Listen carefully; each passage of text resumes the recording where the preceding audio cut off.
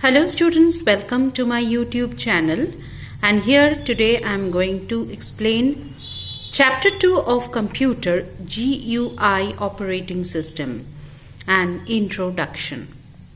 Let's start from page 19 of your book. A special software called Windows Operating System developed by Microsoft. Children, you all know that Windows is a very popular operating system. Operating system is very important for running the various functions of a computer, and Windows is a very popular name. Windows XP, Windows 10, you all are familiar with these names, and it is a special software. Now, if the question comes like this, that Windows OS operating system is developed by Dash, the company which developed this is Microsoft. So this information you have to keep in your mind. There are other companies for developing operating system like Apple and Google. They also develop operating systems. Now go to next page, page number 20.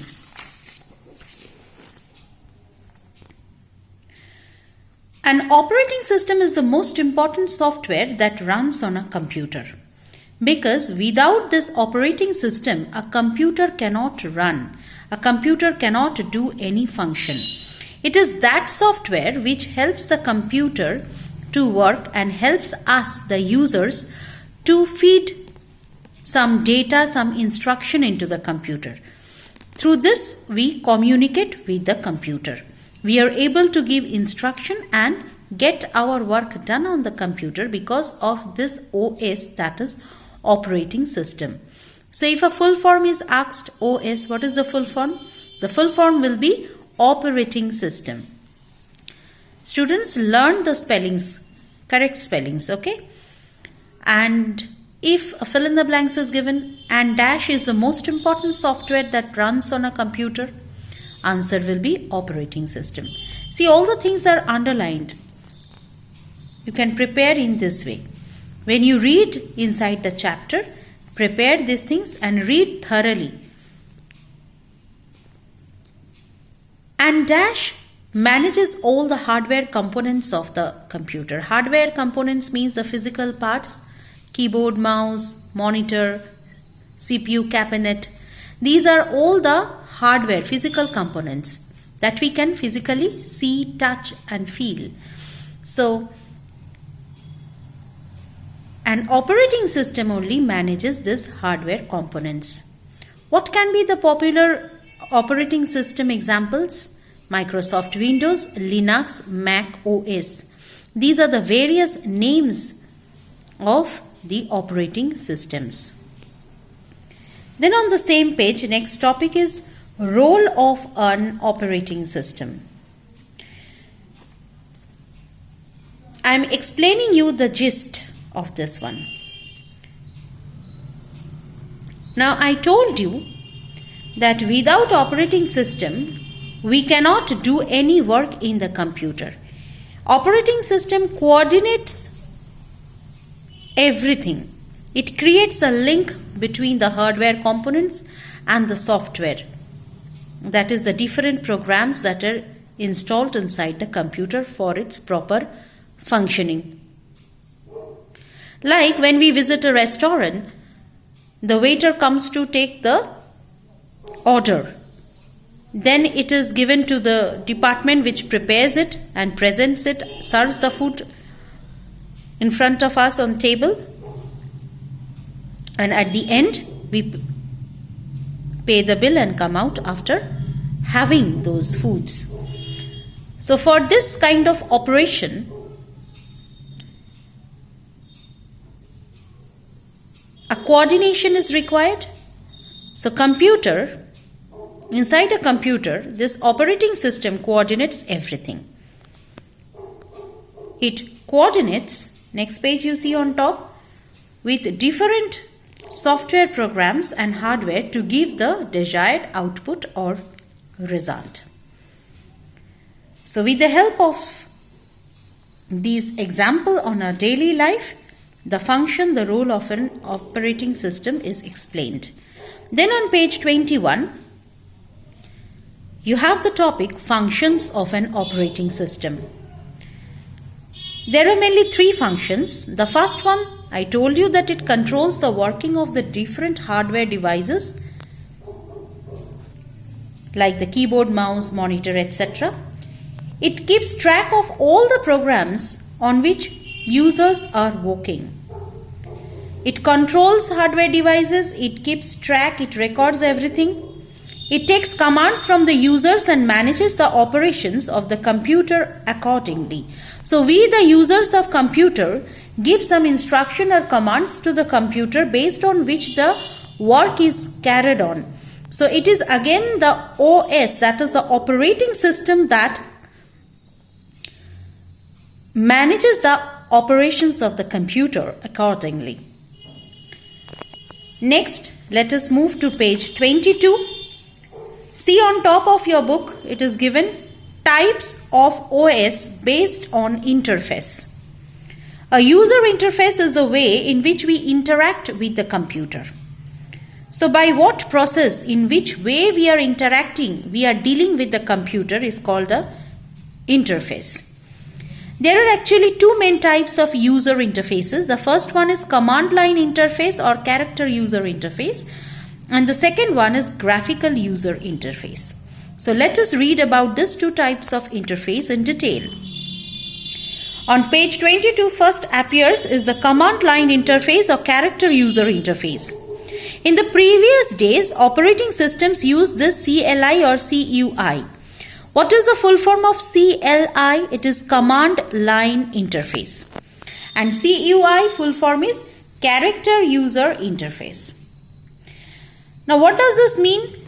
Command line or character user interface, actually in this type of interfaces, the users had to write commands and give instructions to the computer. And these commands were then understood, were then interpreted by the OS, and our work used to get ready.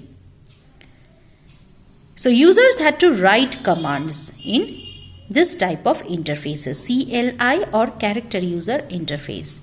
Learn these full forms and memorize this point that in character user interface or command line interface, users had to write commands to give instruction. What can be an example of this character user interface? MS-DOS, which is not very popular these days. It was popular in the ancient days, previous days. Next, on page 22 is graphical user interface, GUI. So this full form is also important. Now in this type of user interface, how we the users, how we interact? We interact and give instructions through the graphical icons. You know that icons are small pictures. So with the help of this graphical pictures or icons, we give instruction to the computer and get our work ready. Icons are small squares or rectangles, and when we click on them, touch that with our finger or stylus, it opens and then we do our work accordingly. All modern operating systems are based on this graphical user interface, GUI. So these two data you have to keep in mind. That character user interface was used in previous days, but at present in this modern days, all operating systems are based on GUI, and in graphical user interface, we give instruction to the computer with the help of this graphical icons, whereas in character user interface, users had to write commands to give instruction to the computer, and this three full forms: command line interface, character user interface, and graphical user interface. Children, I repeat that when you learn, please learn correct spellings. Then come to page 23. You have read on page 22 that MS-DOS was an example of character user interface based operating system. Similarly, some examples of graphical user interface based operating systems are Windows and Mac OS. These examples you should know. Next on page 23, Windows operating system. Microsoft Windows, I told you, is the most popular operating system, that is OS, and it has small pictures called icons. Just now I explained this one. So if fill in the blanks is given that small pictures on Microsoft Windows are called dash, answer will be icons. Small squares or rectangles which we can touch, and if we click on them it opens and we can do our work. Next on page 23 is switching on a computer. What is the step? How we switch on a computer? The first one, switch on the main power supply button, from where current flows. Main power supply button we have to first switch on. Then we have to switch on the UPS button. Uninterrupted power supply. This is the full form of UPS. This one also you have to memorize. UPS, uninterrupted power supply. Uninterrupted means without any stop. There will be a continuous power supply, because we know that computer works very fast, and for that it needs a steady power, that is current supply.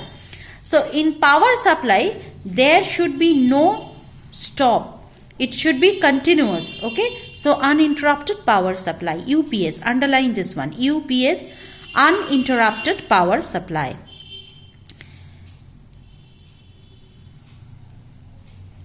Now what is the function of this UPS? You should know that suppose if there is load shedding or a power cut, and suppose we are working on the computer.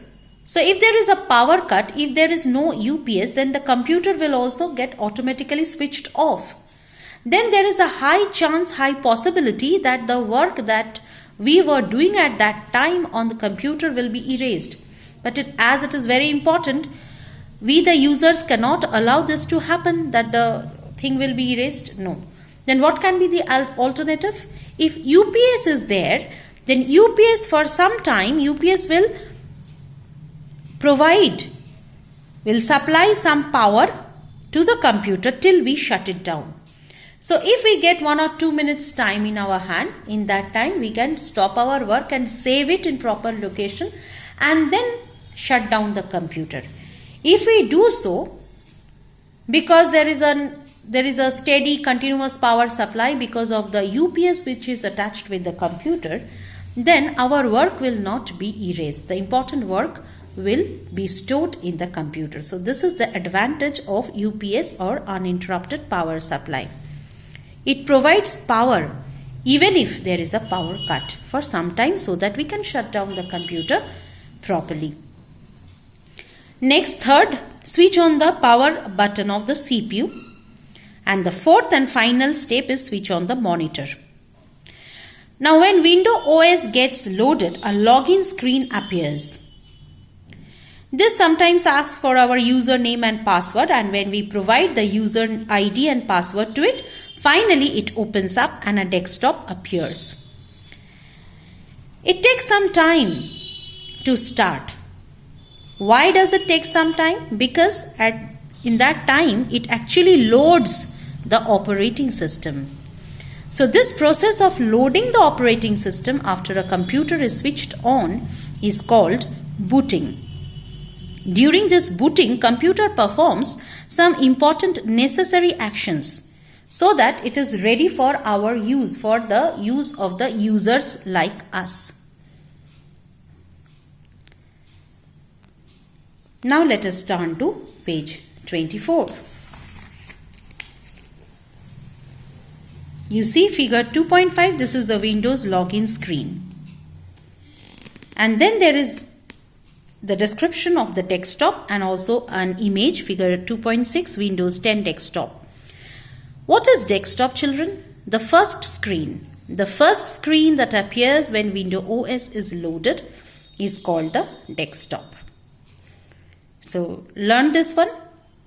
Name the first screen that appears when Windows OS is loaded. The answer will be desktop. Now let us move to page 25.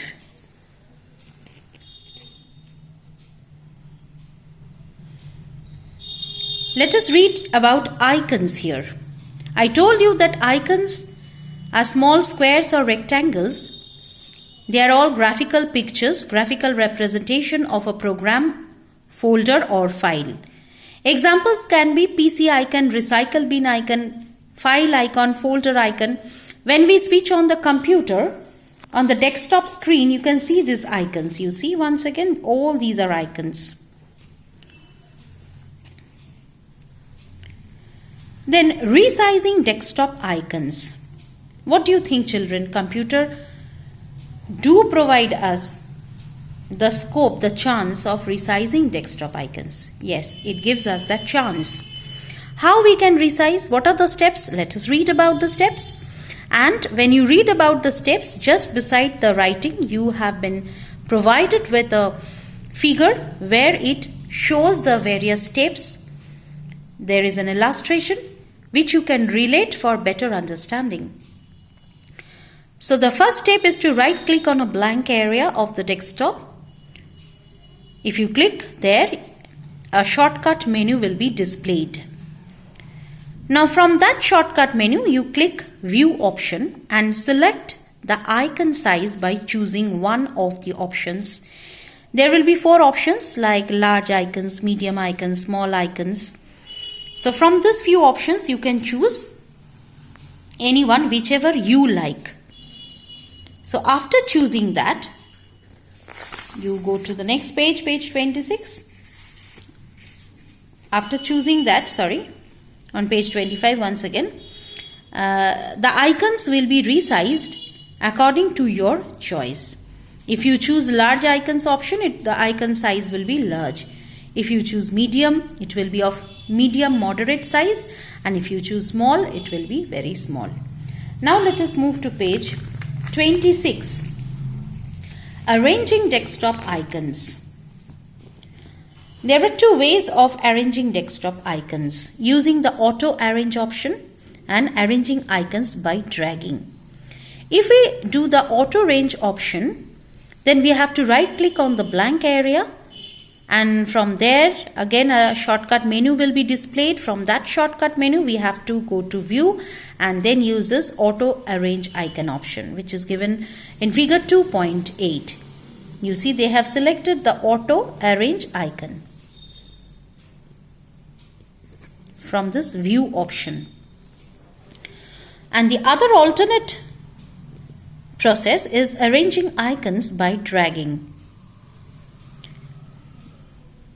For using this option, you have to click and hold the left button of a mouse on an icon and then drag it to the position in which you want to place it. Desired area of the desktop. Desired area means where you want to place that icon. You have to drag and place it in that place. You have to keep it in that place with the help of mouse. Now on page 26, you have the topic taskbar. This is the horizontal bar. Horizontal means in this way. It is not vertical. Vertical means straight in this way. But this is horizontal. So the taskbar is a long horizontal bar at the bottom of the desktop screen. This is the default position, that is the bottom. Down below the screen, you will be able to see this taskbar. There are various areas in this taskbar. The taskbar is divided into a number of areas. Extreme left, you have the start button. Just beside this, you have the search box where you can write something, type something, and then search it in your computer. Then you have the task view button.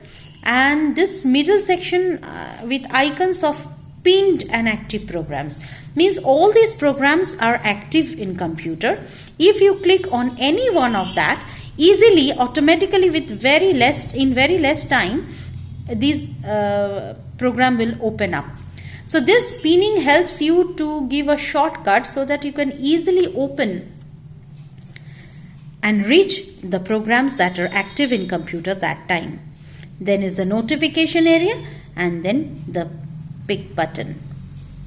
Next, let us read about the function of the taskbar. Start button, which is present at the left bottom corner, helps us users to launch means start any program by clicking there.